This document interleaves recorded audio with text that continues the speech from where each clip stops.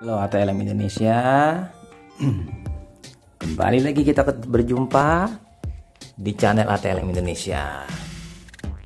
Bahasan kita kali ini mengenai etika profesi ATLM, yang mana judulnya adalah etika konseling PCT, laboratorium pada uji HIV/AIDS.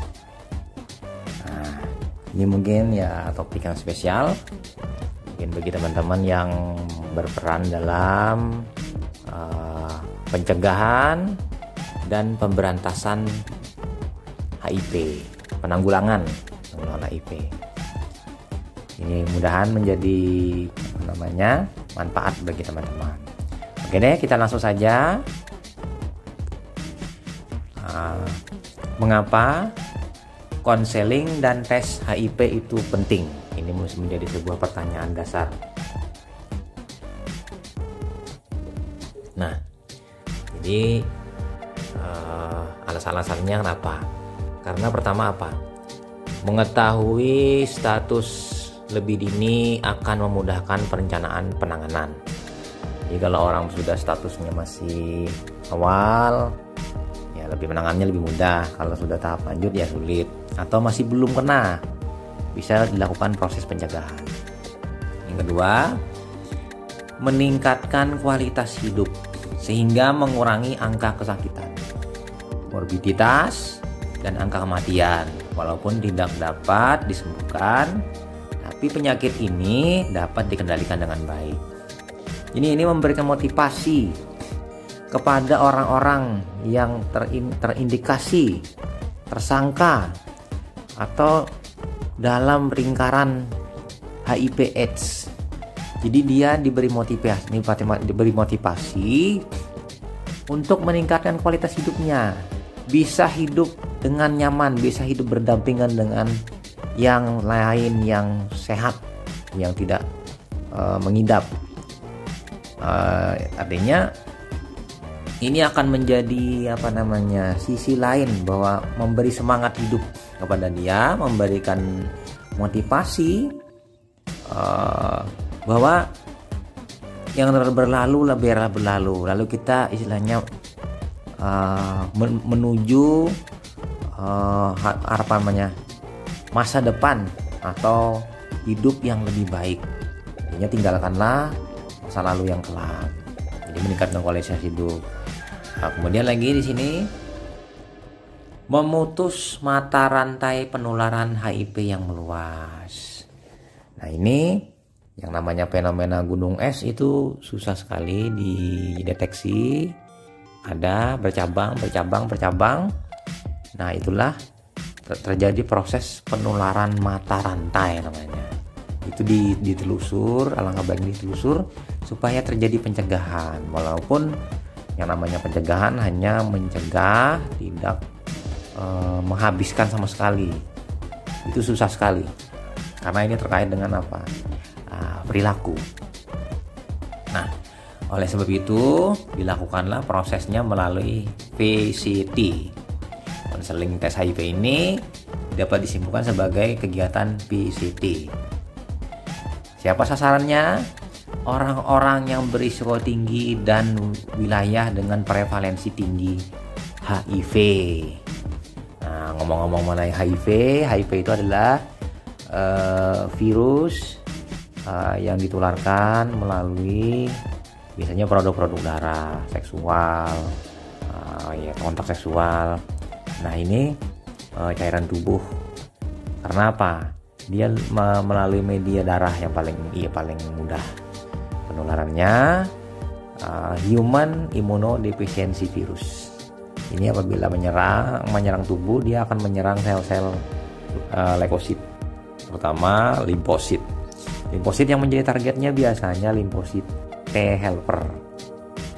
Limfosit T helper, tapi bisa juga dia ke sel-sel lain, misalnya monosit atau makrofag. Jadi yang namanya virus targetnya dia adalah sel yang memiliki inti. Lama-kelamaan menurunlah sistem imun, lalu terjadilah defisiensi imun. Didapat karena infeksi virus tadi. Karena depresi imun, maka rentanlah terkena penyakit yang sifatnya itu penyakit apa namanya, yang apabila dalam kondisi normal sih tanpa ada defisiensi imun kita itu sanggup melawannya, tapi kalau ini mengalami kelemahan sehingga gampang sakit lah bahasa umumnya itu. Oke, lanjut kita. Nah, kita lama kelamaan si pasien tadi akan mengalami fase AIDS, fase terminal, yang mana biasanya sih ya ada yang memang tanpa pengobatan itu susah sekali dilakukan proses untuk lebih baik lagi.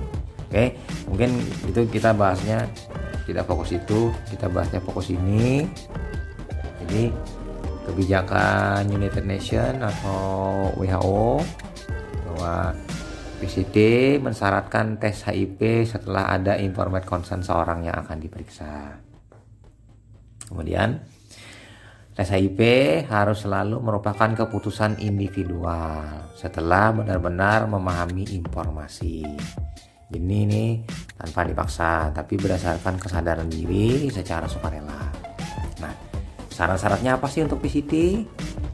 Terdapat konseling sebelum atau free test dan sesudah tes, post test. Dilakukan pengecekan darah untuk HIV. Jadi setelah di konseling dimintakan untuk pemeriksaan laboratorium. Terdapat persetujuan tertulis informed consent, dilakukan secara rahasia. Nah, jadi kalau misalnya teman-teman ATL Indonesia sebagai tim konseling atau konselor, tim PCT mobile dari HIV itu ya lumayan lah ada pelatihan sebenarnya, tapi mungkin dengan menyimak ini mungkin akan menambah lebih lagi pemahamannya. Nah, informed consent, apa sih informed consent? Itu berbasis pada prinsip otonomi sampai hak menentukan diri. Jadi otonomi dia secara pribadi untuk menentukan diri lanjut atau tidak untuk ini, jadi untuk melakukan proses PCT. Konsen ketika dua orang atau lebih menyetujui sesuatu setelah menyamakan pendapat. Kemudian berikan informasi dulu yang dimengerti, maka akan terjadi relasi equal, kepahaman, kesepakatan, saling memahami. Istilahnya ada empati lah dari konselornya untuk si si penderita, sehingga itu akan mudah sekali untuk menyamakan persepsi atau relasi equal. Informasi yang diberikan meliputi apa? Risikonya bagaimana, keuntungannya bagaimana, alternatifnya bagaimana. Itu akan menjadi sebuah pilihan bagi dia. Pilihan dan mana dia yang akan dia pilih. Kemudian apa?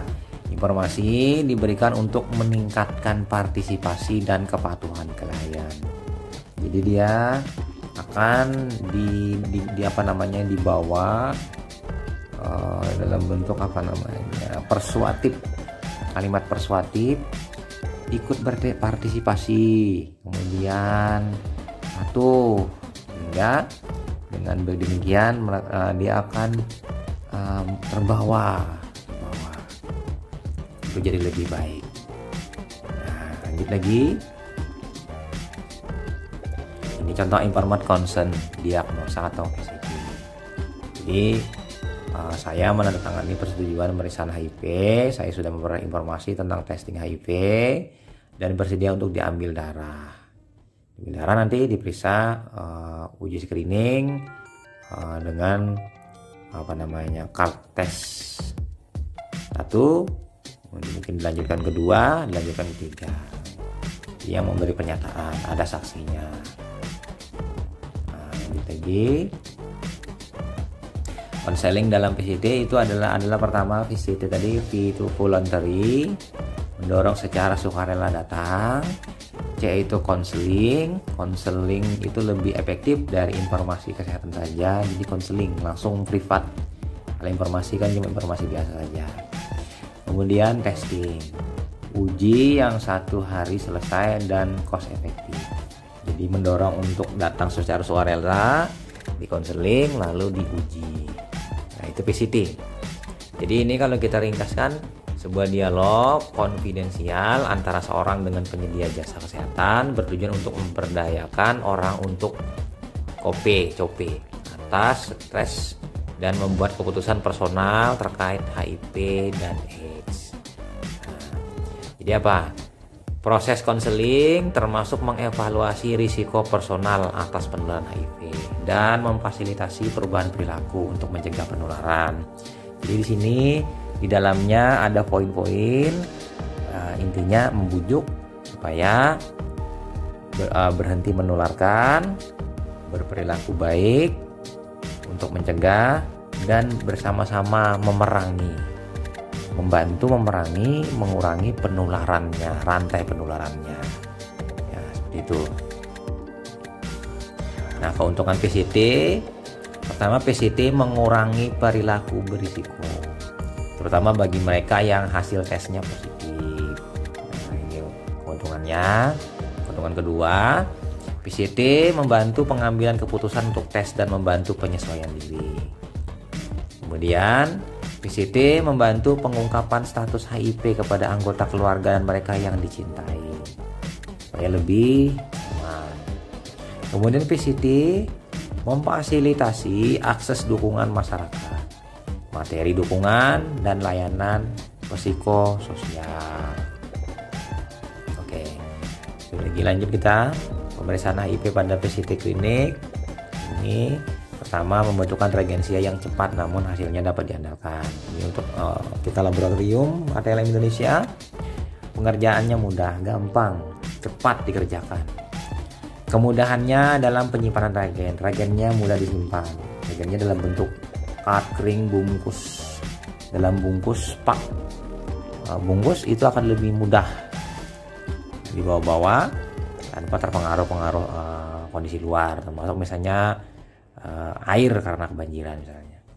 Kemudian reagensia yang digunakan tidak memerlukan preparasi khusus. Jadi reagensianya itu tidak perlu preparasi khusus. Ya, bisa menggunakan whole blood dengan buffer, walaupun bisa juga preparasinya dengan sentrifugasi untuk memisahkan plasmanya atau serum.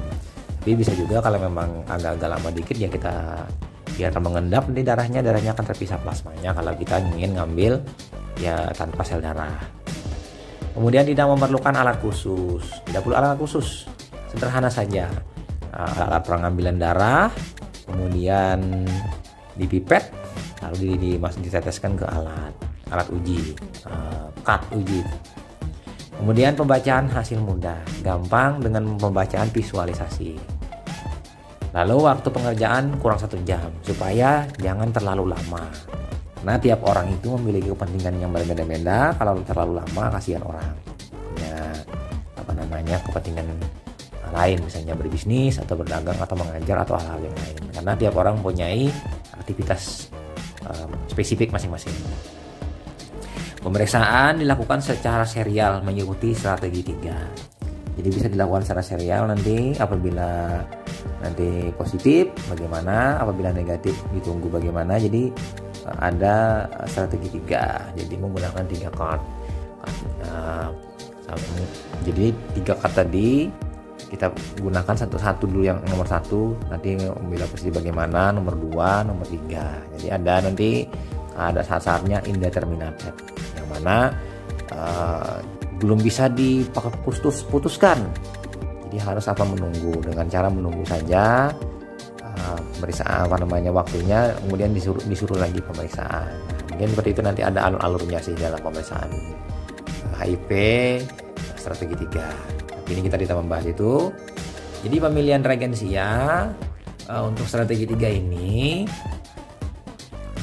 sesuai kebijakan Kementerian Kesehatan Republik Indonesia. Itu pertama, syarat reagennya adalah terdaftar di Kementerian Kesehatan. Yang kedua, sensitivitas reagennya, reagen A1-nya di atas 99%. Kemudian spesifisitas reagen A2-nya di atas 98% dan di atas dari A1. Untuk spesifisitas reagen A3 di atas dari 99% dan di atas dari A2. Kemudian preparasi antigen dan atau prinsip tes dari ketiga reagen itu tidak sama, ada perbedaan lah. Hasil indeterminat itu kurang dari 5%. Jadi reagen 1 ini sensitivitasnya harus tinggi.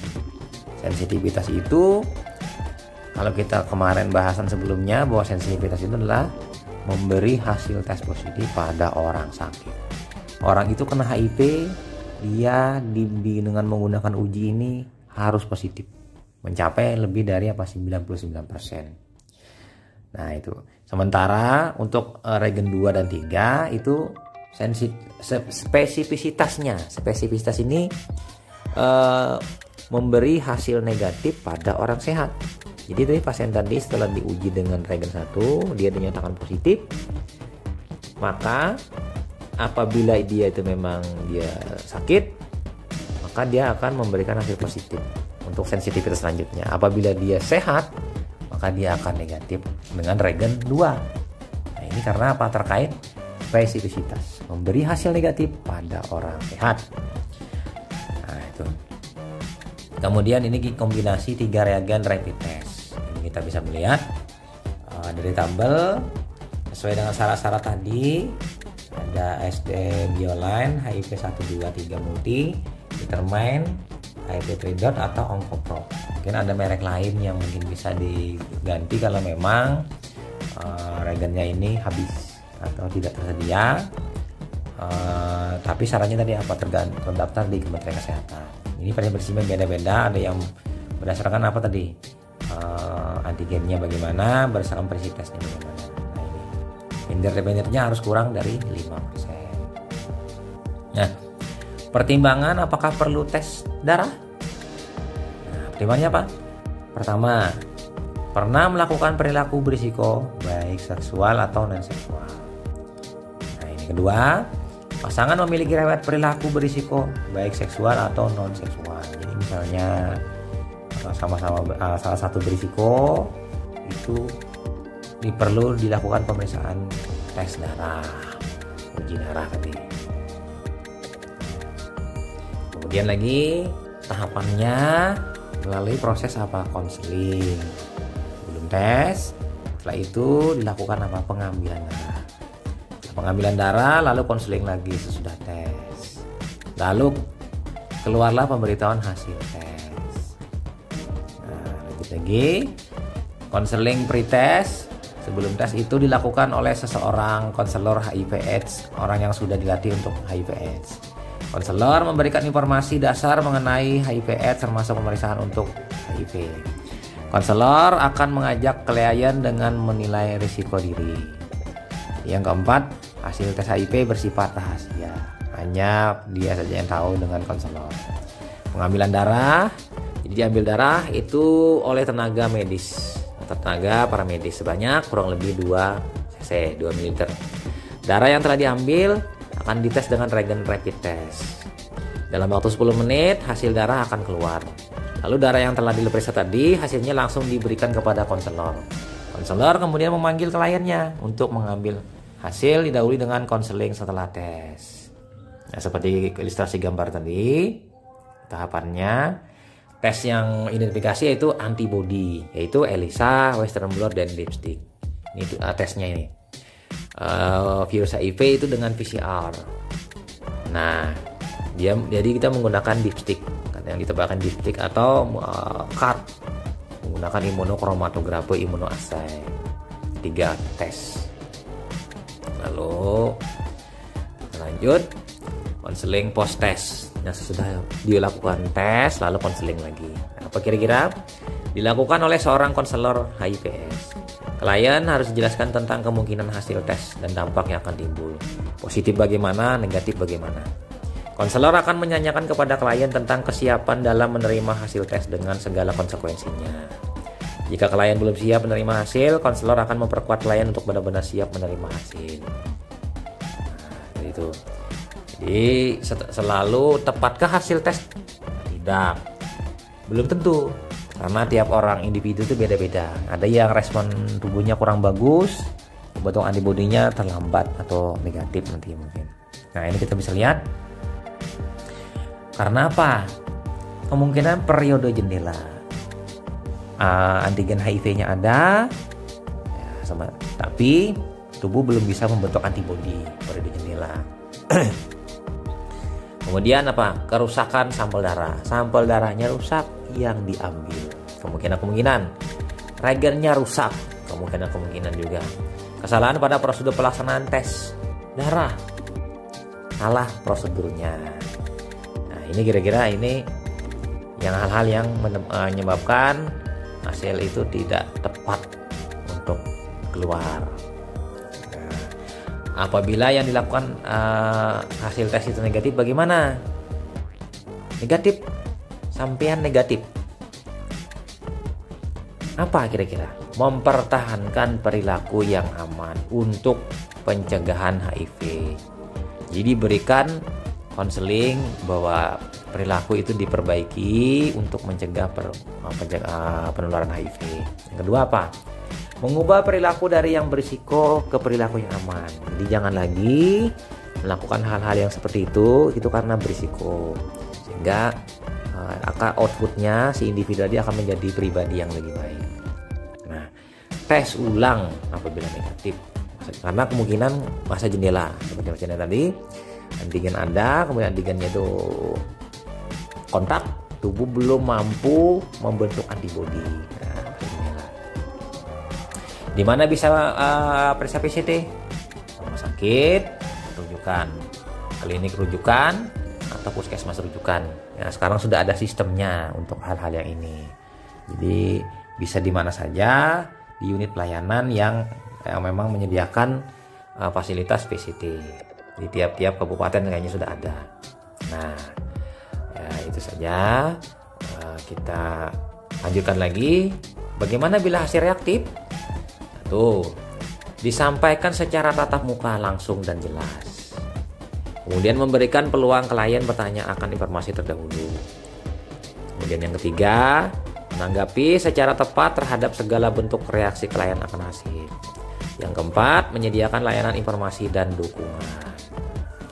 Nah, lanjut apalagi? Tahapan selanjutnya akan adalah untuk dukungan moral dan emosi. Jadi didukung ya. Mungkin dia akan mengalami drop atau istilahnya jatuh lah mentalnya. Jadi lalu apa? Berikan hal yang bersikap positif dalam pendekatan dan membuang stigma bahwa HIV itu kematian, tapi HIV itu bisa dihidup dengan baik, bercampur dengan orang lain, hidup dengan bahagia, dengan dukungan moral, kemudian dengan pengobatan, mengkonsumsi mungkin nanti obat. Oke, itu saja teman-teman mengenai PCT counseling. Kalau mengenai di luar dari itu, misalnya mengenai pemeriksaan, itu nanti mungkin dibahas yang akan datang. Mengenai pengobatan saya tidak begitu tahu karena memang tidak tahu dan tidak ada ilmunya. Jadi kita ini bahasan tadi mengenai etika konseling. Oke, jangan lupa teman-teman subscribe. Kemudian mari kita cegah HIV/AIDS agar Indonesia angka HIV-nya menurun. Kemudian apa? Salam hebat ATLM Indonesia. Dan sampai jumpa di video yang akan datang. Salam hebat ATLM Indonesia. Dari Banjarmasin, saya Ahmad Lab pamit. Bye.